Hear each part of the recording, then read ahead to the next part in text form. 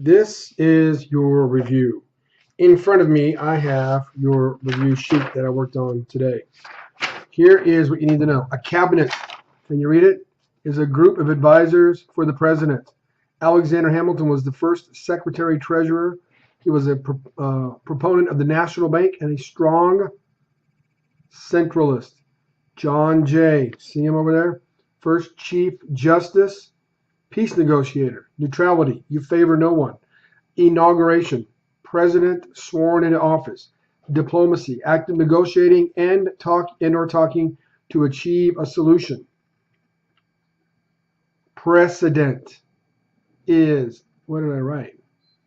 An act that becomes an entitlement, an act that becomes an established principle. And a tariff, protective tariff, is a tariff to protect industry, like I told you today. You also are going to need to know about John Adams, first vice president, second president of the United States. That's John Adams. You're also going to have to know about Andrew Jackson. The only thing you need to know about Andrew Jackson is he was the very first, he was the general during the Battle of New Orleans in 1814. Here are the years that your presidents served. Look there, see it? Washington. That's kind of blurry. Let me try it again. Washington, 1789 to 1797. Adams, 1797 to 1801. Thomas Jefferson, 1801 to 1809. James Madison, 1809 to 1817. James Monroe, 1817 to 1825. Democrat, Republicans, Federalists, hold on for those. Whiskey Rebellion, that's where the farmers rebelled against the government to protest taxes.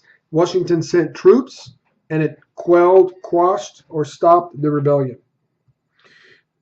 The National Bank was a bank where all the money for the federal government was going to go in and go out of.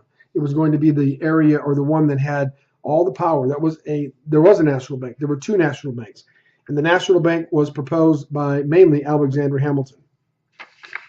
The Federal Judiciary Act, you see it up there, that's kind of missing.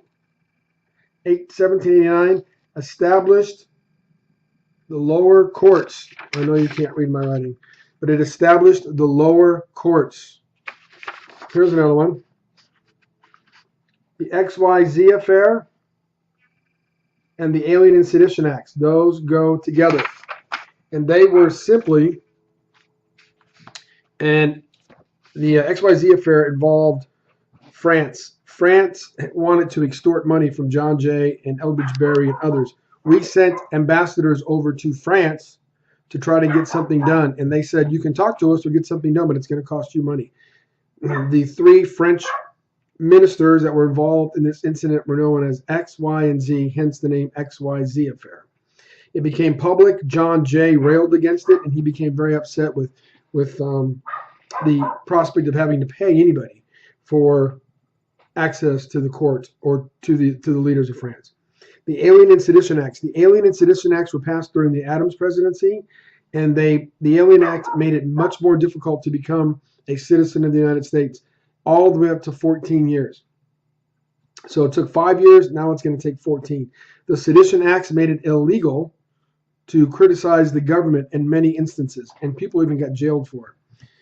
The Lewis and Clark expedition. Lewis and Clark were the two men that were chosen by Jefferson, or actually one of them, and he chose the other fella. But Lewis and Clark were the leaders of the expedition that searched out the Louisiana Purchase. The Louisiana Purchase, let me see if I can find that here on my little handy-dandy computer. But the Louisiana Purchase was made in 1803, and it was made by Thomas Jefferson from France. We bought 15 million acres of land, or 17 million acres, a ton of land from France. We only wanted to buy New Orleans, but when Jefferson sent his envoys over there, then it became apparent that Napoleon wanted to do business. He wanted to sell a lot more than just New Orleans. So we bought the whole thing.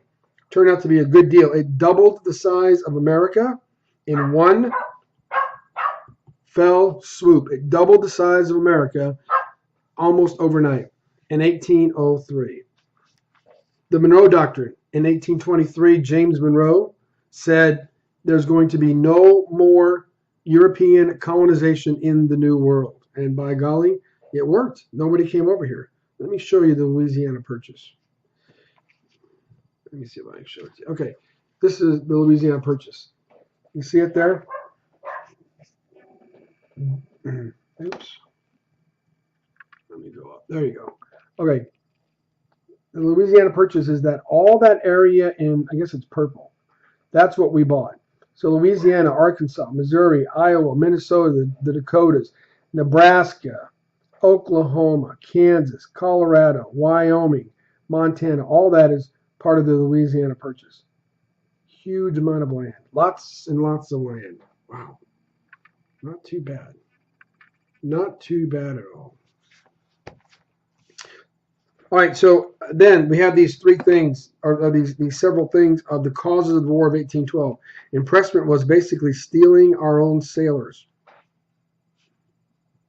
The British would find our ships on the high seas. They would stop our ships because their navy was bigger and better, and they would board our ships, and they would take our sailors and make them serve in the British Navy. Another reason for the War of 1812 was British support of American Indians. You have to remember that back in the day, using this map again, back in the day, the only part, oops, wrong map, my bad. The only part of America, let's see if I can do it again. Yes, I know this is not the best way to give you a review, but I'm pressed for time. Okay, so here we are. So remember, in America back in the day, this is over here. This is hard doing it backwards. You try this sometime. Okay, let's see. All right. This over here was America. And this part over here was the Northwest Territory. And the British still had forts there, and they were encouraging the Indians to attack the Americans from those forts. So you have the issue of impressment. You have the issue of the British encouraging the Indians to attack us, and the Embargo Act of 1807, where Jefferson said, we're not going to trade with England and France anymore. We're going to embargo them, stop trade. That hurt us more than it hurt them, although it did hurt them. All these issues together got a lot of folks upset. You had these people called war hawks, folks like Henry Clay, who wanted war at all costs. They really, really wanted to go to war with England, and we did, and we ended up winning. The Treaty of Ghent was signed, the Treaty of Ghent, and that ended the War of 1812. It ended in 1814. The one thing you need to know about, where did I miss here? What did I miss? Andrew Jackson, he's on the last page there. Andrew Jackson was the commander of the group of the army that fought against the Brits at New Orleans. That was 2 weeks after the war ended. Let's see, what else do you have to know? So here are some examples of what happened during the War of 1812. The British actually landed and attacked Washington, D.C. They burnt the White House and the Capitol.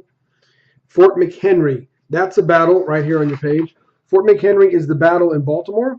That's where Francis Scott Key stood on the deck of a ship, and he wrote the song, our national anthem. He wrote the Star Spangled Banner, Oh Say Can You See. The Battle of New Orleans, 2 weeks after the end of the war, we talked about that, and the Treaty of Ghent actually ended the War of 1812. These four things are in Washington's farewell address.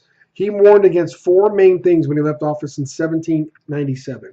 He said, number one, you should avoid debt at all costs.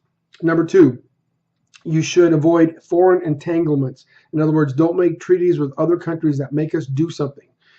You should avoid political parties. Don't let political parties take control of the political system. And he said, America is a moral country because it's religious. So we should remain a religious and moral country. I'll let you decide on how well we've done all those. Finally, you should be able to tell me something significant about George Washington, John Adams, Thomas Jefferson, James Madison, and James Monroe. If you know all of this, you should do pretty well. One thing I did miss was a diplomat, or diplomacy. Diplomacy is the act of negotiating or talking to achieve a solution. Strict constructionist and loose constructionist. The strict constructionist says the Constitution says what it means and means what it says. We shouldn't deviate from it. A loose constructionist may allow for some interpretation and, well, did it really mean that and could it mean this? We have those two groups available today. Democrat, Republicans, and Federalists.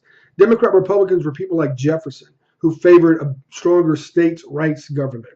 They were more concerned about the ability of the individual to make their own way and kind of stay a laissez-faire government, stay out of the way, so to speak. That was Jefferson. Jefferson wanted a nation of planters. He didn't want a big, strong central government.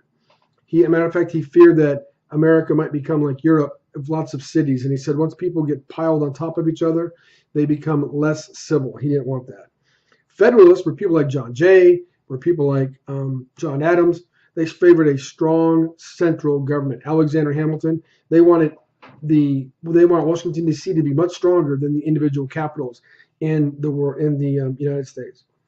So those are some examples. Hamilton, Adams, Jay were Federalists. Folks like Madison probably and Jefferson were Democrat Republicans. I think that's it. I think that's all the information you need. If you can fill this out and study it, you should be just fine. If you have any questions, email me. You can email me at todd.freeze@midlandisd.net. If you have any other questions, give me an email. Ring me up via the email. Do well. I don't know how many questions it's going to be, but at least 25. So good luck.